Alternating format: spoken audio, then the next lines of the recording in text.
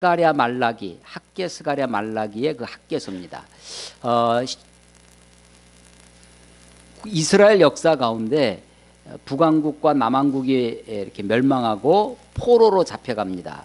물론 북왕국이 8세기, 기원전 8세기입니다. 722년에 망하기 때문에 그것은 더 오래됐지만 남왕국이 망한 586년, 기원전 BC 586년 6세기에 망한 것을 기점으로 해서 그때로부터 70년간을 우리가 포로 기간 이렇게 얘기를 합니다. 포로 기간 70년 이후에 다시 이스라엘로 돌아옵니다. 돌아올 때 바사 왕, 페르시아 왕 고레스라고 하는 사람이 이스라엘 유대인들로 하여금 포로로 잡혀와 있는 그들을 돌아가라, 복귀하라고 그렇게 명령을 해서 돌아오죠. 돌아와서 성전을 짓습니다. 성전을 지었는데 그 포로 기간 70년이라는 것은 나라가 망한 것, 왕이 죽고 나라가 망한 것을 기준한 것이 아니라 예루살렘 성전이 무너지고 다시 예루살렘 성전을 지은, 성전을 재건한 것을 기준으로 합니다. 그래서 586년에 성전이 무너졌어요. 예루살렘 성전이. 그로부터 70년, 516년, 70년이 지나서 기원전이니까 숫자가 거꾸로 가는 거예요. 그래서 586년에서 70년 지난 516년에 성전이 다시 세워진 것을, 그 70년을 포로 기간이다라고 얘기합니다. 포로로 잡혀갈 때도 바벨론, 우리 세계사에서는 신바빌론이 합니다. 옛날 고대 바벨론이 있어요. 함무라비 법전으로 유명한 것이 이제 고대 바벨론입니다. 그것은 기원전 2500년 경이에요. 그것이 무너지고 다시 나오는 것이 신바벨론. 우리 성경에 나와 있는 다니엘 이야기라든지 이런 게 느부갓네살 이야기가 나오는 것이 신바벨론이죠. 신바벨론이 이제 그 당시 오리엔트 지역을 다 정복을 하고 패권 국가가 되는데, 그때 이스라엘도, 유다도 멸망을 시키는 거죠. 포로로 잡아갈 때 한 번에 그냥 왕창 잡아간 것이 아니라 3번에 걸쳐서 잡아갑니다. 3차에 걸쳐서 잡혀가서 1차 제일 먼저 잡혀간 사람이 그때 1차 포로 때 다니엘이라든지 다니엘의 세 친구 이런 사람들이 1차 포로로 잡혀가죠. 이 사람들은 이미 그곳에 잡혀가서 바벨론 땅에 가서 왕실 교육도 받고 거기서 결국 그 나라의 총리까지 되기도 합니다. 복귀 돌아올 때도 바사가 이제 바벨론이 무너지고 페르시아 바사가 오리엔트 지역의 패권 국가가 됐는데, 고레스 왕, 세계사에는 사이러스라고 나옵니다. 이 고레스 왕이 바사 페르시아의 초대 왕입니다. 이 고레스가 돌아가라, 복귀를 하라고 했는데 복귀도 한 번에 돌아온 것이 아니라 3번에 걸쳐서 1차 복귀, 2차 복귀, 3차 복귀 3번에 걸쳐서 돌아옵니다. 1차 복귀의 지도자가 스룹바벨입니다. 스룹바벨, 바벨, 벌써 낯익잖아요. 바벨론의 바벨입니다. 그래서 스룹바벨 하면 바벨론에서 태어난 사람 이런 뜻이에요. 벌써 그 스룹바벨이라고 하는 사람, 물론 다윗의 혈통입니다. 유다 왕가죠. 다윗의 혈통. 포로로 잡아갈 때 그냥 아무나 잡아간 것이 아니라 주로 왕족들, 귀족들, 기술자들, 이런 사람들, 이런 지식이 있는 사람들을 주로 잡아갔어요. 그래서 유대 땅에는 누가 남았냐면 그냥 농민들, 그냥 평민들, 아무 기술도 없고 농사나 짓고 양치고 하는 사람들만 주로 남아 있었던 거죠. 돌아올 때 1차 복귀의 지도자가 스룹바벨인데, 스룹바벨이 한 일은 예루살렘 성전을 재건한 것입니다. 두 번째 2차 복귀의 지도자가 에스라입니다. 에스라서의 그 에스라입니다. 이 에스라는 무엇을 주로 했냐면 율법을 재건합니다. 무너진 율법을 재건하기 위해서, 보이지 않는 거죠, 율법은. 그런데 사람들에게 율법을 가르칩니다. 그 에스라는 에스라가 아마도 구약 성경을 39권을 모으기 시작했던 그걸 우리가 정경화라고 해요. 이게 성경에 막 흩어져 있던 것을 모아서 이게 하나님의 책이다라고 사람들이 말하기 시작합니다. 그걸 정경이라고 하는데 정경이 되어져 가는 과정을 정경화라고 합니다. 정경을 캐논이라고 합니다. 캐논. 카메라 캐논 있잖아요. 그 캐논이에요. 근데 그 정경입니다. 원래 그 캐논은 뜻은 갈대입니다. 갈대. 이 그리스 사람들이 갈대의 그 마디가 있잖아요. 갈대 마디를 가지고 자로 썼다고 그래요. 자. 한 마디, 두 마디. 우리가 옛날 한 뼘, 두 뼘, 한 발 걸으면 한 족장, 두 족장, 1피트, 2피트가 되는 거잖아요.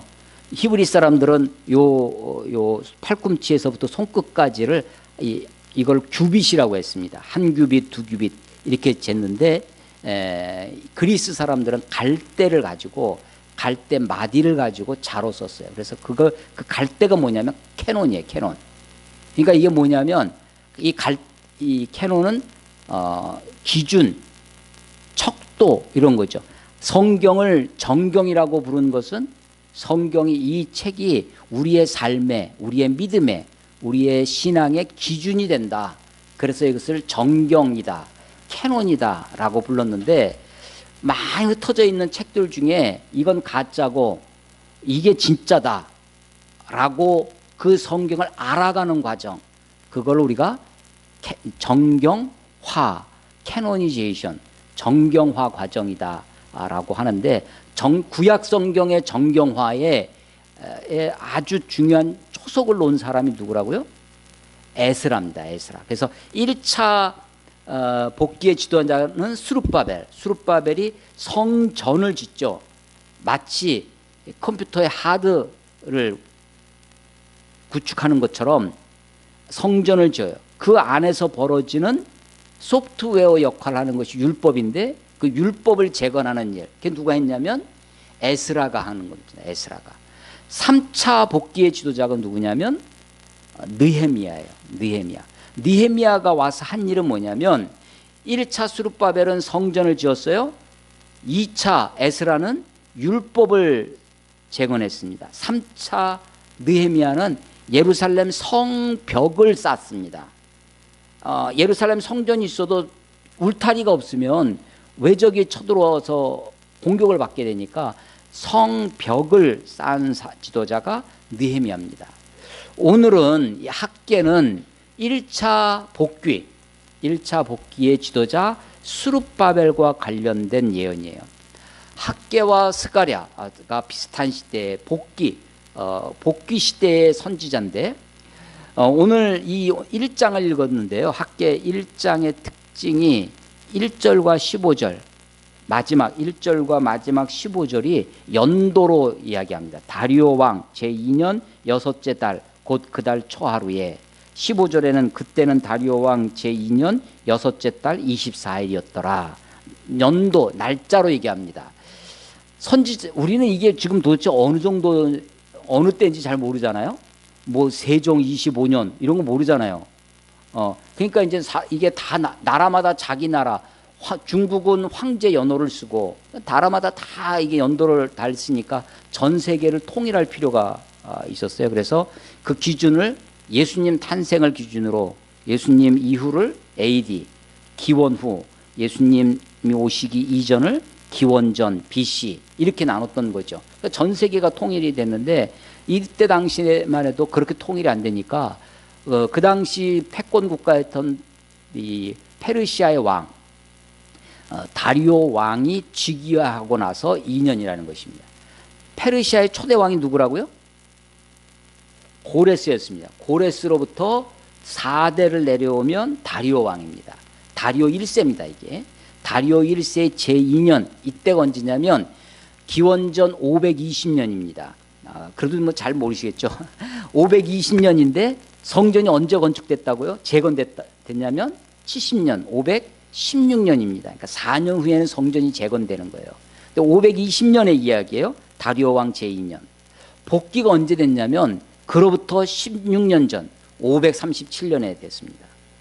그래서 스룹바벨이 1차로 돌아와서 고레스가 분명히 명령을 했어요. 고레스가 돌아가서 그냥 돌아가서 잘 먹고 잘 살아가 아니라 고레스가 전설에 의하면 페르시아의 고레스 왕이 막 세계를 정복해 나가고 있는데 꿈을 꿨다는 거예요. 하나님이 여호와, 유대인의 하나님 여호와 야훼 하나님이 나타나서 내 백성을 보내라 그랬다는 거예요. 그래서 내 백성을 보내서 내 집을 지어라, 성전을 지어라고 명령을 꿈에. 그래서 이 고레스가 꿈을 깨서는 유대인들로 하여금 너희는 돌아가서 성전을 지어라 라고 하고 명령을 하고 성전을 지을 재료 또 거기에 필요한 경비도 지원해라 라고 명령을 해요. 그게 이제 에스라서와 느헤미야서에 그 이야기가 기록이 되어 있습니다. 그런데 먼 지금 2,000km 그 페르시아에서부터 이스라엘까지 오면 2,400km 정도 돼요. 서울에서 부산까지 약 400km의 8배 정도 되는 거죠. 그걸 걸어서 수많은 사람 약 몇천 명이 돌아오는데 돌아오다가 와서 재건을 하려고 하니까 이게 쉬운 일이 아니었습니다. 스룹바벨이 돌아와서 재건을 하려고 했더니 당장 무슨 반대에 부착하냐면 이미 거기에 살던 사람들이 있어요. 유대 땅에 특별히 어디냐면 사마리아 사람들이 조금 북쪽에 있던 사마리아 사람들이 방해를 합니다. 유대가 남쪽에 있는 예루살렘이 재건이 되고 예루살렘의 성전이 지어지면 자기들의 기득권이나 이런 패권이 그 유대 땅의 팔레스틴에 대한 패권이 빼앗길 것으로 생각한 이 사마리아 사람들이 방해를 합니다. 그래서 뭐라고 반역을 하냐면 고레스 왕은 이제 죽고 다음 왕이 됐는데 이 사람들이 이 반역을 하고 유대인들이 반역을 하고 나라를 독립시키려고 그런다라고 누명을 씌워요. 그 이야기가 에스라서와 느헤미야서에 나오는 겁니다. 그래서 상소를 보냈는데 그게 채택이 돼요. 그래서 성전 재건을 중단을 시킵니다. 성전 재건이 중단됐는데 몇 년이 중단됐냐면 16년이나 중단이 됐던 거예요. 스룹바벨이 돌아와서 아직 스룹바벨은 유대의 총독으로 있어요. 총독으로 왔는데 성전을 다시 지으려고 하다가 중단이 됐어요. 중단됐는데 몇 년 됐다고요? 16년. 그 16년 된 해가 바로 1절에 나온 해예요. 다리오 왕 제2년. 이게 기원전 520년. 성전 재건이 중단된 지 몇 년? 16년. 여러분 어떤 일을 하다가 16년 정도 이렇게 중단되고 하면 우리들 기억 속에 어떻게 있어요? 예, 거의 잊혀졌을 상태입니다. 근데 하나님이 이 선지자 학개를 통해서 성전 재건을 다시 촉구해요. 그래서 성전 재건을 격려하는 선지자 학개입니다. 그래서 이때부터 공사를 시작합니다. 그래서 1절에 제2년 6째 달 6월이죠. 6월 그 달 초하루예요. 초하루가 요즘도 우리 한국 교회에 보면 그런 교회들이 있는데 월삭 기도회 이런 거 들어보셨어요? 교회들이 월삭 기도회를 하는 이제 우리 한국 기독교도 유행이 있어요. 교회도 많이 유행하는 게 이제 특세입니다. 특별 새벽 기도회 뭐 특세하고요. 월삭 기도회 합니다. 매달 1월 1일 날 새벽 기도회를 특별히 하는 거예요.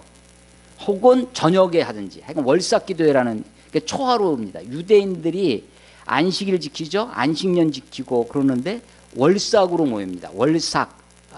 그러니까 초하루 날 모여서 제사를 드리는 거예요.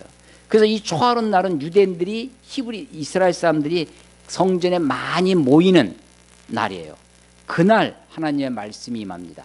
그리고 15절 보면 다리오 왕 제2년 6째 달 24일 6월 24일에 약 3주간에 걸칩니다. 3주 정도 지났죠. 이 초하루에서 24일이니까 이 사이에 예언을 한 거예요.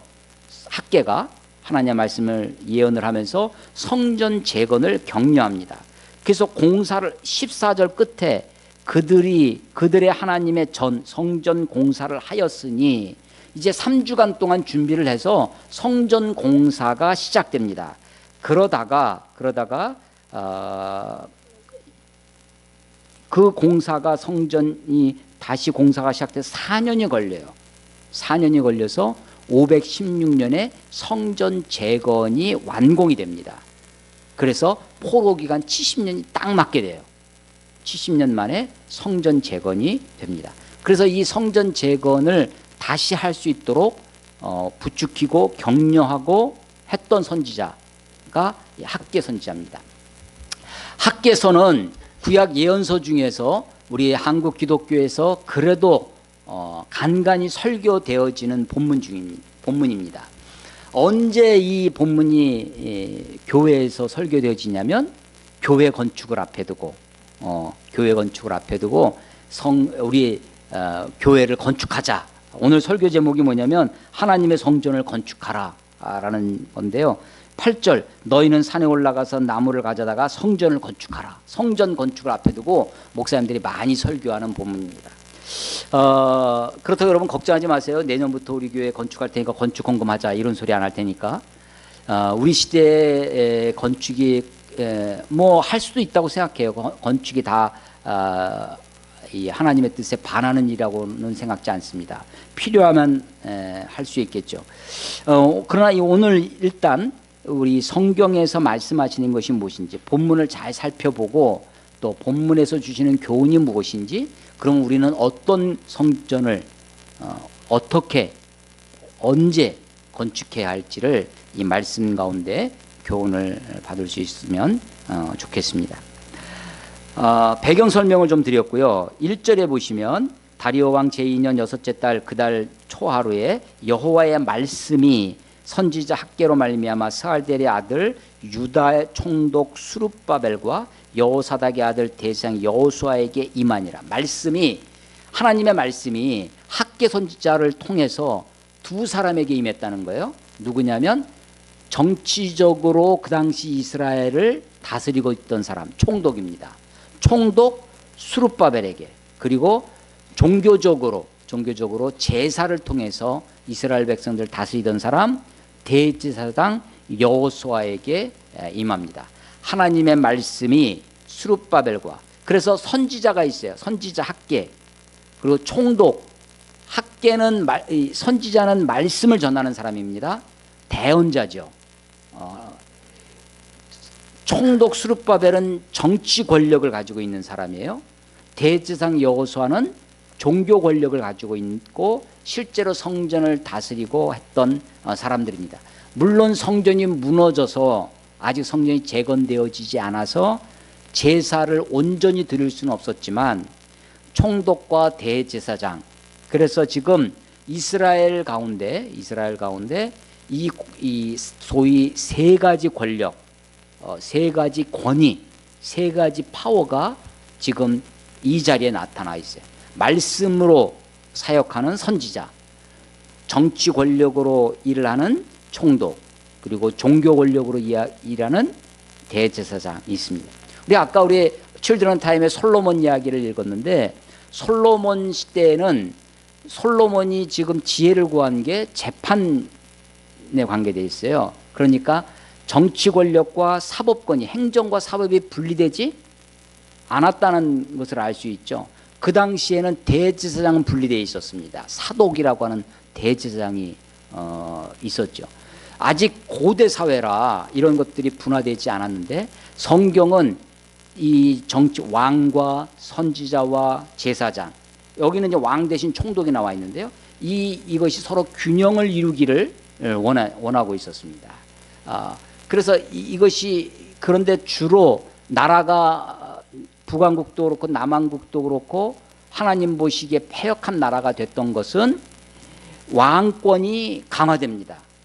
정치 권력이 세지고 종교 권력, 대제사장이라고 하는 제사장 그룹은 이 종교 권력에 아부하고 그 편을 들고, 선지자도 거짓 선지자가 되고, 그래서 왕권을 견제하고 왕을 책망하고 하지 못했던 종교 권력, 종교 지도자들의 모습이 나오는데, 학개서는 이제 복귀해서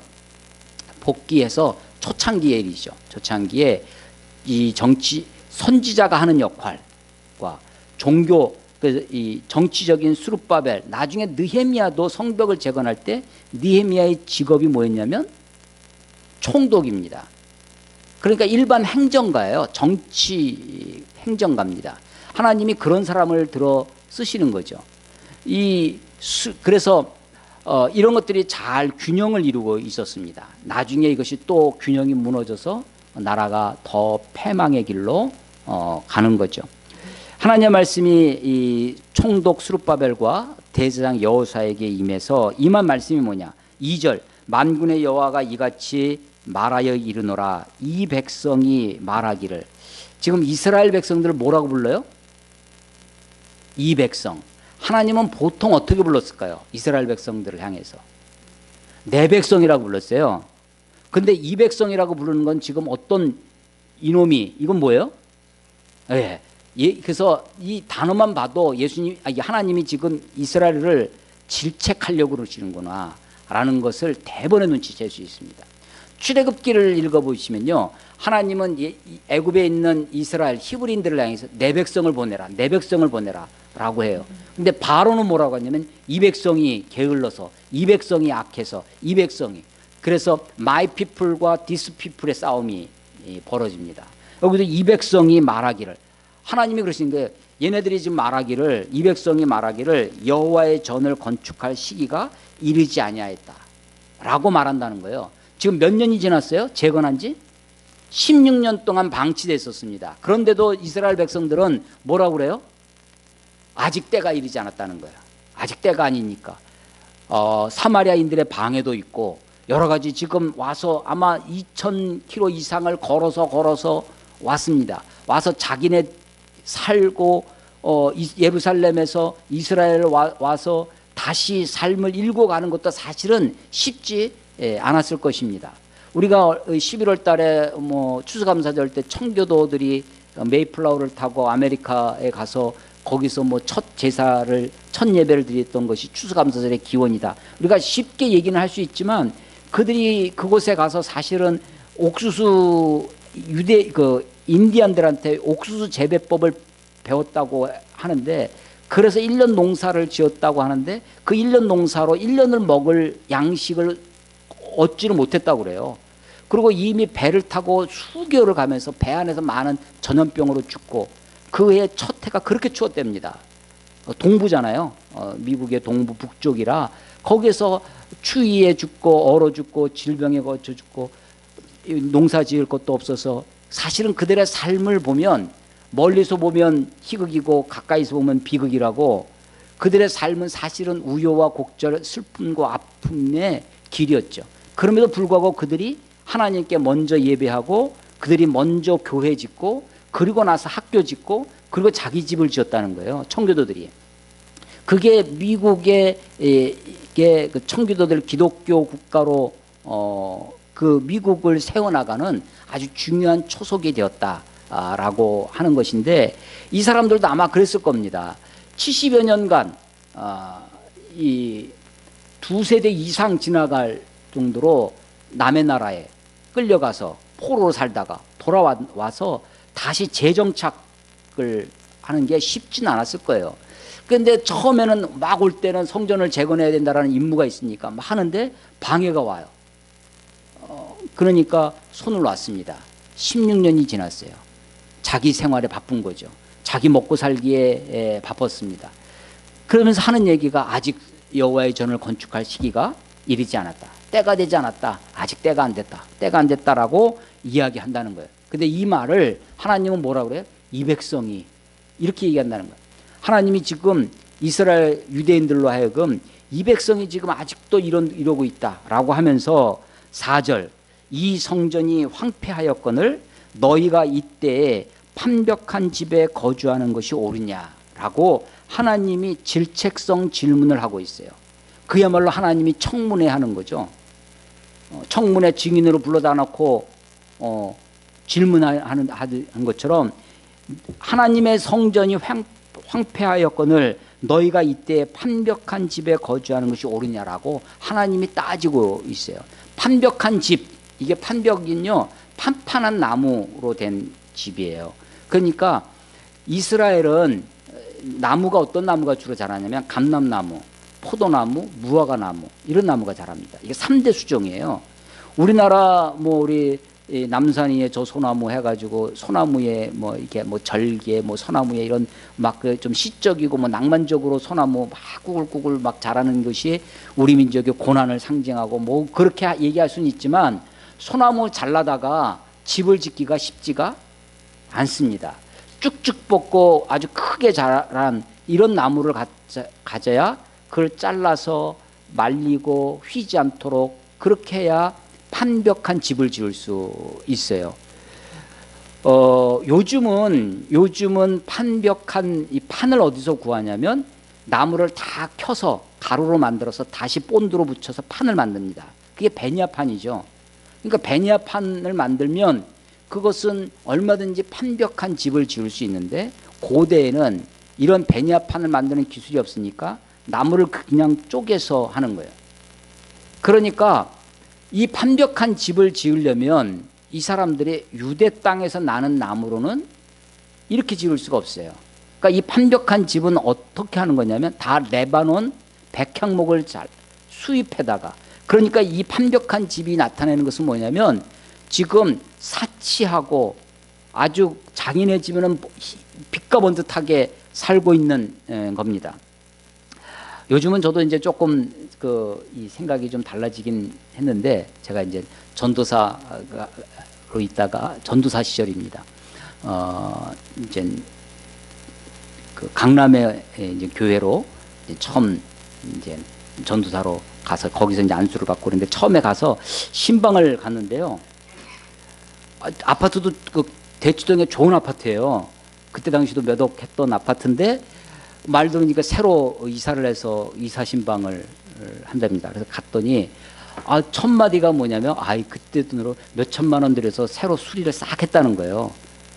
아니 좋은 집 놔두고 아니 집도 다 괜히 바닥도 다 뜯고 문도 다 뜯어서 턱도 없애고 제 눈에 너무 이게 거기에 사실 그 인테리어 할 돈이면 일반인들 아파트를 장만할 돈인데 이제 뭐 25년 전 일이긴 하지만 그래서 교인들이 그렇게 살아가는 그 모습이 그렇게 편하게 다가오지 않아서 신방을 가면 불편했습니다.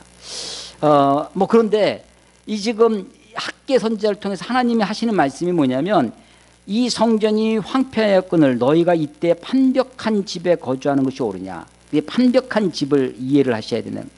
그러므로 5절 이제 만군의 여호와가 이같이 말하노라 너희는 너희의 행위를 너희가 이제까지 살아온 길을 유오웨이입니다. 너희 행위를 너희의 삶의 길을 족적을 한번 살펴봐라.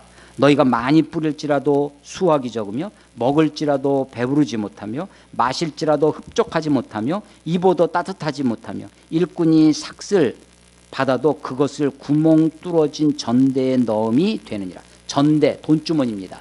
돈주머니에 넣어도 돈주머니가 구멍이 뚫어져 있는 거예요. 삶이 구멍 뚫린 전대 같은 삶. 열심히 삽니다.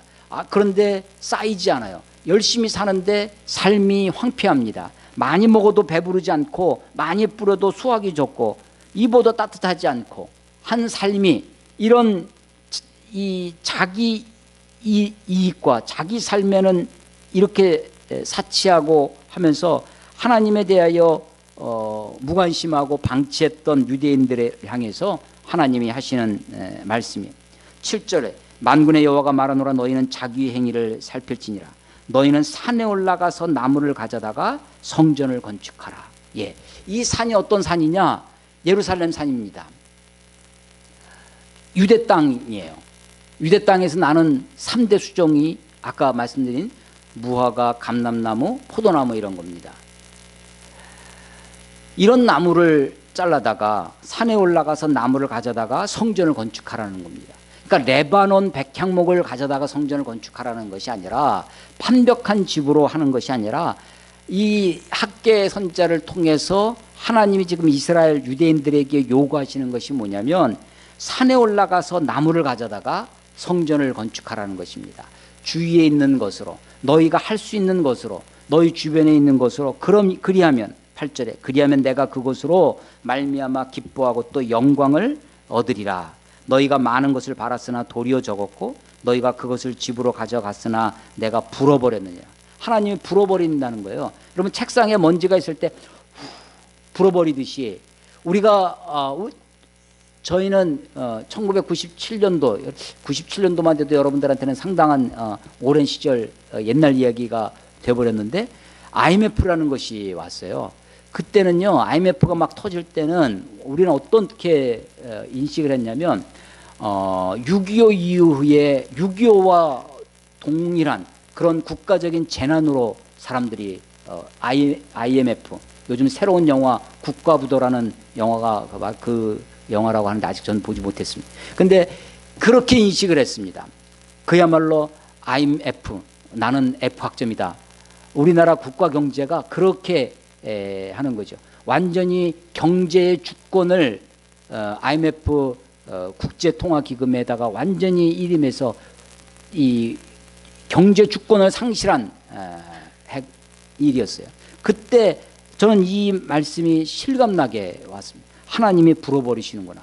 우리가 쌓아온 부가, 우리가 쌓아온 삶이 그냥 대마불사라고 있었거든요. 큰 기업은 아무래도 망하지 않는다라고 했는데 하루아침에 세계는 넓고 할 일은 많다라고 했던 대우그룹이 하루아침에 망하고 무너지고 이 기업들이 막 반토막 나고 환율이 막 2천 몇백 원 이렇게 뛰고 800원 하다가 1불에 800원 하다가 2천 원까지 뛰니까 기업이 살아남을 수 있는 기업이 없었던 거죠. 다 도산하고 다 무너지고 했던. 그래서 이 하나님이 불어버리시니까 하나님이 우리의 인생에 불어버리시면 이런 삶이 된다는 거죠. 그래서 9절에 보시면 내가 불어버렸느니라. 나 만군의 여호와가 말하노라. 이것이 무슨 까닭이냐. 내 집은 하나님이 자기 성전은 내 집은 황폐하였으되 너희는 각각 자기 집을 짓기 위하여 빨랐습니다. 자기 집 짓기에 판벽한 집을 짓기에 빠른 거죠.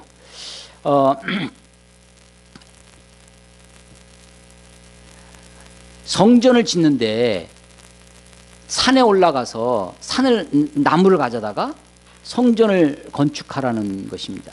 레바논 백향목 성전은 예루살렘 성전은 솔로몬이 지었죠. 솔로몬이 어떻게 지었냐면 레바논 백향목으로 갖다 지었습니다. 금은 보화로 다윗이 쌓아놓은 부와 또 자기가 더 보충을 해가지고 성전을 빛과 번듯하게 쌓았습니다. 그런데 그것이 정말 하나님이 원하시는 바였느냐, 성전을 짓는 것이. 저는 그렇게 생각하지는 않습니다. 하나님의 원래의 성전의 모습은 아주 그 원형의 모습, 원형재단, 원시재단이라고 하는데 출애굽기 20장에 가면요 10계명이 나옵니다. 10계명, 하나님과 우리와의 관계를 설정하는 아주 중요한 것이 10계명이죠. 10계명을 쭉 출애굽기 20장에 설명하시고 나서 곧바로 하나님을 예배하는 법, 하나님 앞에 제사 드리는 법을 곧바로 출애굽기 20장에서 설명을 합니다. 제단을 쌓는 것. 그래서 출애굽기 20장 24절에 보면 너희가 제단을 쌓으려거든 토단을 쌓고, 제단을 뭐로 쌓아요? 토단은 흙으로 쌓는 겁니다. 돌로 쌓지 말라는 거예요. 그런데 혹시라도 너희가 돌로 쌓게 되면 돌을 다듬지를 말아라. 그러니까 원석이라는 이름을 가진 사람도 있는데 원석을 가져다가 다듬지 않은 돌로 쌓으라는 거예요. 이게 다듬기 시작하면요 첫 번째 사람이 어떻게 다듬었어요? 두 번째 사람은 어떻게 되냐면 더 예쁘게 다듬으려고, 더 미끈하게 다듬으려고 하는 거죠. 또 거기에는 무슨 말이 있습니까? 너희가 제단을 쌓으려거든 토단을 쌓아라. 돌로 쌓으려면 다듬지 말아라. 그리고 뭘 만들지 말라고 하냐면 계단을 만들지 마라. 계단으로 오르면, 계단으로 올라가면 우리가 밑에서 여인분들이 짧은 스커트 입으면 밑에서 다 보이잖아요. 그런 것처럼 계단을 만들어서 너의 하체가 보이지 않게 해라. 계단을 쌓기 시작하면요 우리는 첫 번째 사람이 2단을 쌓았어요. 두 번째 사람은 나는 좀 더 높게 쌓고 싶어. 더 높게, 더 아름답게, 더 이쁘게. 그래서 그렇게 제단을 쌓고 싶어 하죠.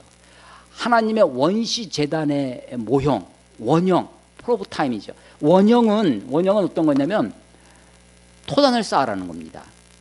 토단을. 그리고 돌로 쌓으면 다듬지 말고 쌓아라. 그리고 계단을 만들지 말아라.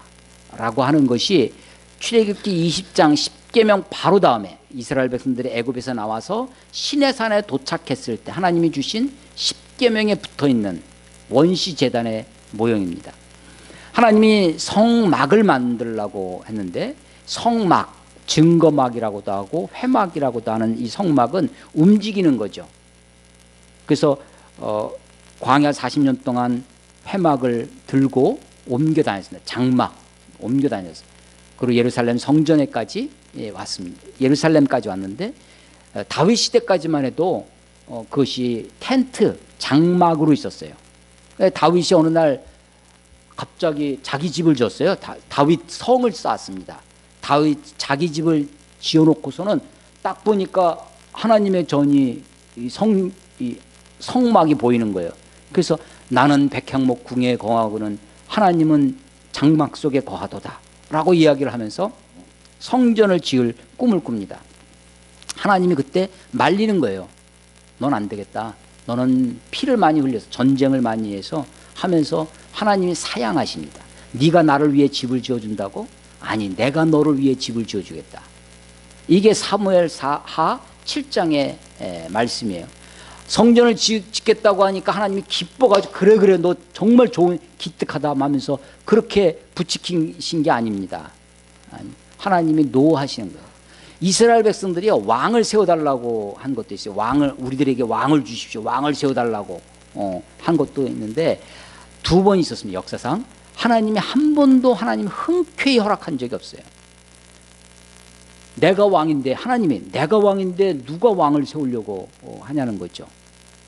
너희가 왕을 세우려는 것은 나를 버리는 거다. 하나님을 버리는 일이라고 하는 것입니다. 하나님이 성전을 짓는 것을 사실은 흔쾌하지 않으셨지만 다윗의 순수한 마음을, 그래서 네 때가 아니라 네 다음 때 가서 지어라 라고 해서 솔로몬이 성전을 짓습니다. 그 성전을 지어놓고 움직이지 않는 집, 성전을 움직이는 성막이 성전이 되죠. 하나님 없이 살아갑니다.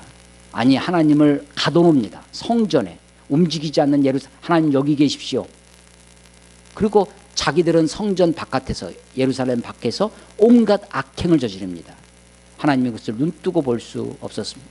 아니, 솔로몬이 성전을 지을 때만 해도 솔로몬은 잘 알고 있었습니다. 이 아는 것과, 아까 우리 지혜의 왕 솔로몬 우리 하는데, 지혜로운 것과 지혜롭게 사는 것하고는 굉장히 다릅니다. 어리석어도 지혜롭게 살 수가 있어요. 근데 지혜로운데도 어리석게 살 수 있어요. 솔로몬은 정말 지혜로운 왕이었지만 정말 어리석게 산 사람입니다. 솔로몬이 성전을 지어놓고 성전을 완공하고 사무엘상 8장에 가면 완공식을 합니다. 성전 지어놓고 하나님께 기도를 해요. 손을 들고 하늘을 향하여 손을 들고, 이 솔로몬의 기도의 모습이에요. 벌써 이게 다른 사람들은 엘리야 같은 사람 머리를 자기 이 2다리 소리에 머리를 박고 기도하고 무릎을 꿇고 사무엘만 해도 그러는데 솔로몬은 하늘을 향하여 손을 들고 기도합니다. 기도의 자세가 좀 다르죠. 근데 뭐라고 기도하냐면 하나님이 땅에 거하시리까. 이 땅에 하나님이 거하겠냐는 거예요. 하나님이 하늘들의 하늘이라도 삼층천이죠. 하나님이 땅에 거하시겠습니까? 하나님이 하늘들의 하늘이라도 하나님을 감당할 수 없겠거늘 하물며 내가 지은 전일이니까. 솔로몬이 금은 보화로 온갖 보석으로 온갖 레바논 백향목 수입 원목으로 빛과 번듯하게 의리의리하게 성전을 지어놨어도 하나님이 이깟 건물에 거하실 분이 아니라는 것을 솔로몬은 알고 있었어요. 그래서 하는 얘기가 하나님이 땅에 거하시리까. 열왕기상 8장 20절 이하에 아마 읽어보시면 나오고, 하나님이 땅에 거하시리까 하늘과 하늘들의 하늘이라도 주를 용납지 못하게 할 것은 하물며 내가 지은 집이리까. 그러나 하면서 솔로몬이 기도해요. 그러나 내 백성, 이 백성이, 이스라엘 이 백성들이 이곳에 와서 기도하면 하나님 우리를 긍휼히 여기사 그 기도를 들어주십시오. 이 백성이 전쟁에 나가기 전에 이곳에 와서 기도하면 하나님이 이런 집에 거하실 분이 아니지만 하나님을 바라다보고 이곳에 와서 기도하면, 아니 이곳에 못 와서 저 지방에 있어도 이곳을 향하여, 예루살렘 성전을 향하여 기도하면 하나님 그 기도를 들어달라고 기도하는 것이 열왕기상 8장의 솔로몬 왕의 성전 건축을 하고 하는 기도입니다. 그러니까 솔로몬도 자기가 그렇게 온갖 금은보화로 집을 지어도, 하나님의 집, 하나님의 성전을 지어도 하나님은 그것에 감당할 뿐이 아니라는 것을 잘 알고 있었죠. 이스라엘 사람들은, 유대인들은 솔로몬의 그런 마음마저도 상실합니다. 그래서 하나님은 여기만 계십시오. 성전에만 계신 하나님. 가증스럽게 바깥에서는 온갖 악을 저지르고 와서는 양을 잡습니다. 하나님이 선지자를 통해서 수없이 하시는 말씀이, 내가 너희의 그 기름진 그 제사에 내가 역겨워서 더 이상 너희들의 노래를 그만둬라, 너희들의 제사를 드리지 말아라 라고 말씀하시기까지 하시면서 예루살렘 성전을 무너뜨리십니다. 그래서 그들을 흩으시고 포로로 잡아가죠. 그들이 돌아와서 스룹바벨이 제2성전을, 솔로몬 성전이 아니라 제2성전을 스룹바벨이 짓는 거예요. 하나님이 뭐라고 격려한다고요?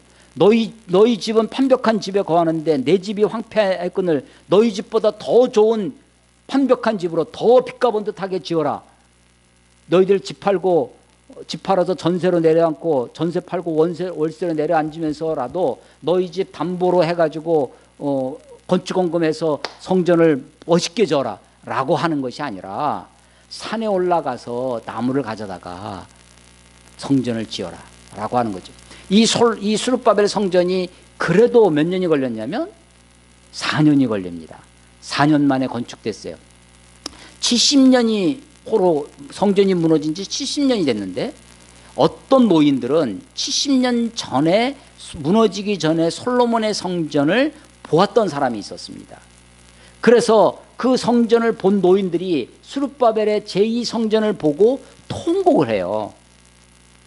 왜 통곡을 했냐면 그 솔로몬의 영광, 솔로몬의 빛과 번듯한 그 성전에 비하여 이 스룹바벨의 제2성전은 나무로 지은, 그야말로 물론 있는 힘 없는 힘 다 했겠지만 할 수 있는, 예루살렘에서 이스라엘 땅에서 할 수 있는 것으로 성전을 짓습니다. 그래서 옛것을 기억했던 노인들이 통곡했다고 그럽니다. 그런데도 하나님이 그 스룹바벨의 그 성전을 보고 하나님이 기뻐하시고 하나님의 영광이 그 가운데 가득했다고 그렇게 말씀하시는 거죠. 나중에 헤롯이, 예수님 시대에 헤롯이 유대인의 왕이 됩니다. 헤롯 왕이 그 성전을 보니까 너무 형편없는 거예요. 헤롯은 젊었을 때 로마에 가서 유학을 하고 온 사람입니다. 로마의 그 휘황찬란한 것을 보고 와가지고는 이 헤롯이 성전을 증축합니다. 몇 년간 하냐면 46년간을 했어요. 이 헤롯이. 그래서 그 당시에 1세기에 예수님 시대에 헤롯이 지은 성전을 구경하러 로마 사람들이 왔다고 그래요. 그 황금으로 문을 만들고 온갖 건축물로 헤롯이 성전을, 그 증축한 성전, 그걸 보고 예수님이 뭐라고 하냐면, 이 성전을 헐어버려라, 내가 사흘 만에 다시 일으키겠다. 요한복음 2장의 말씀이죠. 유대인들이 깜짝 놀라는 거야. 아니 이게 46년간이나 저도 지금 이렇게 하고 아직도 다 못 졌어요. 헤롯이 증축을 다 못했어요. 그렇게 어마어마하게 짓고 있는데 네가 이거 3일 만에 다시 짓겠다고? 그때 요한복음 2장에서 뭐라고 얘기했냐면, 이는 예수님이 자기의 육체를 가리켜 하신 말씀이라. 예수님이 십자가에 죽으시고 다시 부활해서 사시는 것, 그게 예수님의 몸이 하나님의 성전이라는 겁니다. 그러니까 지금 성전이 어떻게 발전해 오냐면요, 모세의 성막이 있었습니다. 그건 움직일 수 있는 거였어요. 텐트였습니다. 그런데 솔로몬이 성전을 지었어요. 움직이지 못하는 거였습니다. 하나님이 이것을 무너뜨리셨습니다. 헤롯이 증축한 그것도 나중에 로마에서 무너지죠. 근데 예수님은 자기 몸이 성전이라는 거예요. 이 성전을 헐어버려라, 내가 사흘 만에 다시 일으키겠다라고 하는 것이 예수님이 죽으시고 다시 살아나실 것을 말씀하시는 것인데, 성막이나 모세의 성막이나 솔로몬의 성전이나 다 무엇을 상징하는 것이냐면 하나님의 임재를 상징합니다. 하나님의 함께 하심을 하나님 계신 곳이 하나님의 집이죠. 하나님 계시면 하나님의 전입니다. 예수님이야말로 그는 근본 하나님과 본체시나 그는 하나님의 형상 그대로였습니다. 하나님이세요. 그러니까 하나님의 100% 임재죠. 하나님이세요. 하나님의 성전입니다. 그러니까 성막이, 증거막, 장막이 성전으로, 그것이 예수님의 몸으로, 그 다음에 바울은 또 뭐라고 얘기를 하냐면 고린도전서 3장 16절에 고린도 교회 교인들, 고린도 교회가요, 우리가 초대교회로 돌아가자면 초대교회는 다 잘 되고 잘 멋있고 정말 이상적인 것으로 생각하지만 초대교회도 많은 문제가 있었습니다. 심지어는 뭐 초대교회 안에 음행도 있어요. 초대교회 안에 그 고린도 교회에는 분열도 있었습니다. 바울파다, 게바 베드로파다, 뭐 아볼로파다, 심지어는 예수파다. 예수도 한파, 예수파가 있어요. 그런 분열도 있고 온갖 문제가 많았습니다. 그러니까 바울이 고린도 교회 편지를 씁니다. 니들이 그렇게 문제 많은 거 보니까 니들은 다 예수도 안 믿는 그리스도인도 아니고, 그렇게 말 했던 것이 아니라 바울이 뭐라고 하냐면 고린도전서 3장 16절에 너희가 하나님의 전인 것과, 너희가 하나님의 전인 것을 알지 못하느냐는 거예요. 하나님의 영이 너희와 함께 하시는 것을 알지 못하느냐. 너희 속에 하나님의 영이 계시면, 하나님이 함께 하시면 너희가 하나님의 전이라는 겁니다. 그러니까 하나님의 성전의 개념이 성막에서 성전으로, 예수님의 몸이 성전이에요. 그리고 그리스도인이 성전입니다. 내가 성전이에요. 여러분들이 성전입니다. 하나님을 모시고 살면, 하나님이 우리 안에 거하시면, 성령님이 우리 안에 거하시면 성령의 전, 하나님의 전, 우리가 하나님의 몸이 되는 거죠. 하나님의 성전이 되는 겁니다. 그래서 비록 내가 어리석고, 내가 비록 때로는 어리석을 뿐만 아니라 약하고 때로는 악하기도 하죠. 더럽고 추하기도 한데, 하나님의 은혜 중에 은혜가 뭐냐면 그런 내 속에 하나님이 들어오시겠다는 겁니다. 내 안에 오시겠다는 거예요. 누구든지 내 음성을 듣고 문을 열면 내가 그에게로 들어가 그로 더불어 먹고 그는 나로 더불어 먹으리라. 주님이 내 안에 들어오시겠다는 것입니다. 나는 포도나무에 너는 가지니 내가 너 안에, 네가 내 안에 거하면 많은 열매를 맺고, 주님이 우리 안에 거하시겠다고 합니다. 우리가 하나님의 성전이 되는 것이죠. 하나님의 성전을 건축하라라는 설교의 제목인데, 완벽한 집으로 건축하라는 것이 아닙니다. 우리가 정말 하나님의 성전으로서 우리를 하나님을 모시기에 합당한 몸으로, 합당한 마음으로 우리 자신을 드리는 겁니다.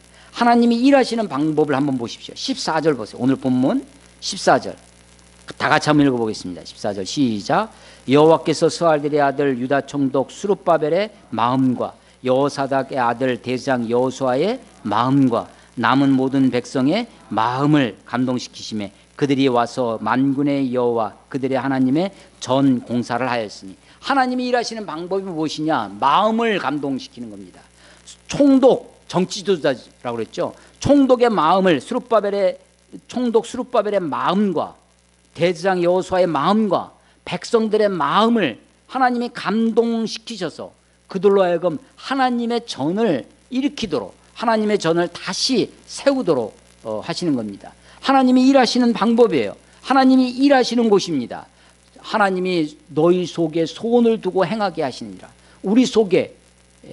그래서 하나님의 전이, 그래서 이 학개서 2장을 보시면 이 전이 하나님의 거룩한 곳이 되어야 되겠다라고 하는 말씀. 우리 자신을 살펴보아서 비록 이전의 영광에 비하여 이 지금이 겉으로 보기에는 정말 보잘것없지만 하나님의 영광으로 충만하게 하겠다라고 하는 것입니다.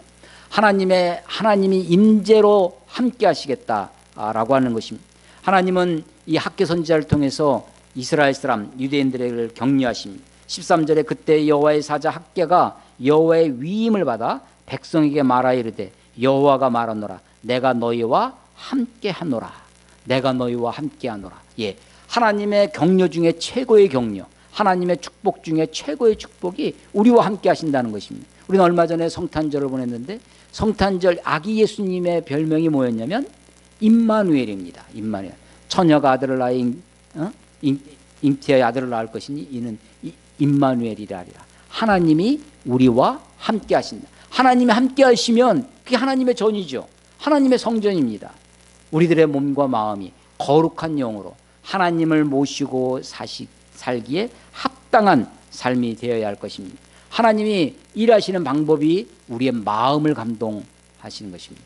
우리의 마음이 하나님의 전이 되도록 하나님의 감동이, 하나님의 터치가, 하나님의 일하심이 우리 안에 되도록 하나님의 마음에 바칠 돌짝으로 가시덤불로 온갖 것으로 욕심과 재리의 유혹과 탐욕으로 물들도록 마음을 그냥 방치하지 마시고 마음을 일구어야 됩니다. 돌도 추려내시고 가시도 추려내셔서 하나님의 말씀의 씨앗이 우리에 뿌려질 때 그 말씀이 자랄 수 있도록 하는 것입니다. 아니 먼 나라에서 수입 원목을 사오라는 것이 아닙니다. 있는 것 가지고 내 주변에서 내가 할 수 있는 최선을 다해서 하나님이 거하시기에 합당한 집으로 우리 자신을 만들어 가야 할 것입니다.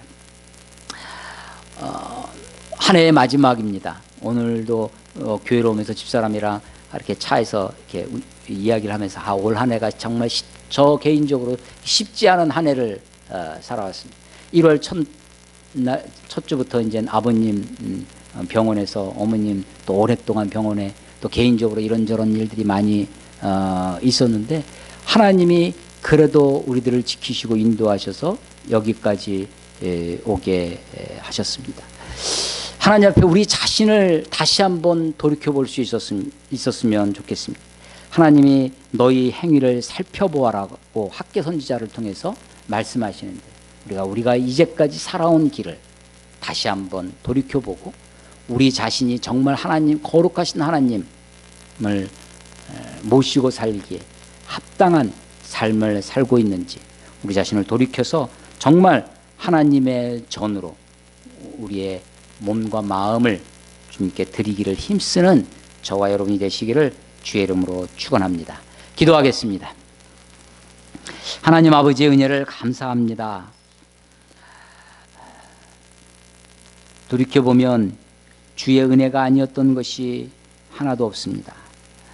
내 생각으로, 내 꼼수로, 내 얄팍한 생각으로 인생을 잘 살 것 같지만 힘쓰고 애써도 힘으로도 되지 아니하고 능으로도 되지 않는 우리의 삶의 여정들을 보게 됩니다.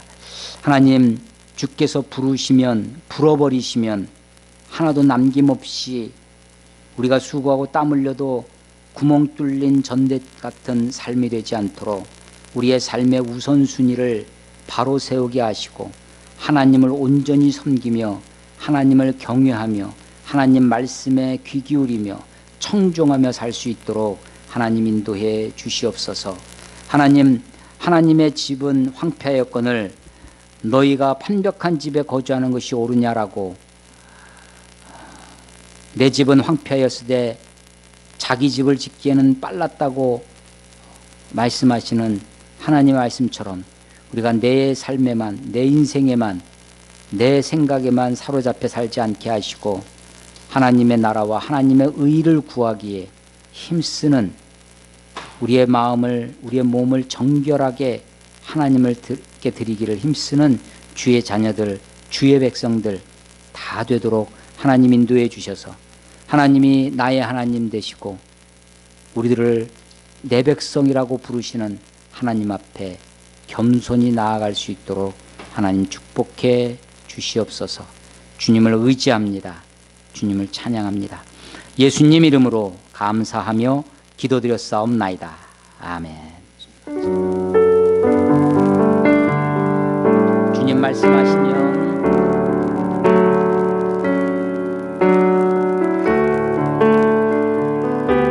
내가 나아가리다. 주님 뜻이 아니면 내가 멈춰서리다. 나의 가고 서는 것 주님 뜻에 있으니 오 주님 나를 이끄소서.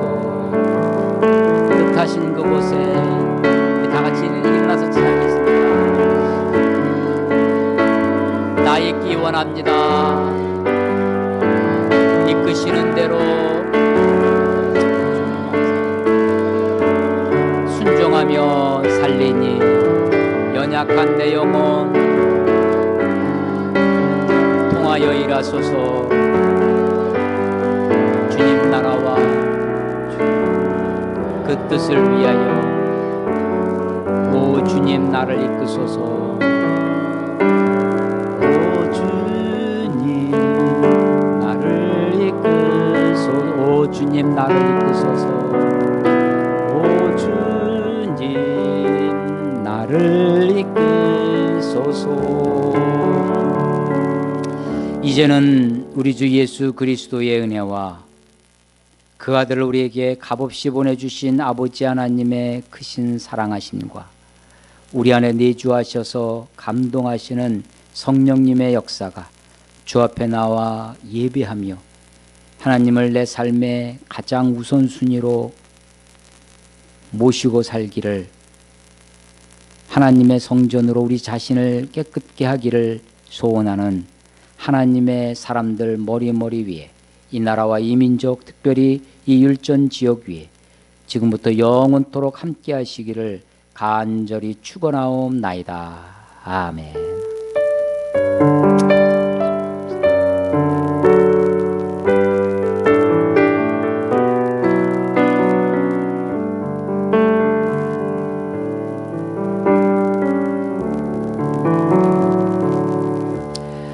예, 감사합니다. 예배를 마치고요. 우리 같이 식사하시고 이렇게 교제하시고 이렇게 돌아가셨으면 좋겠습니다. 내일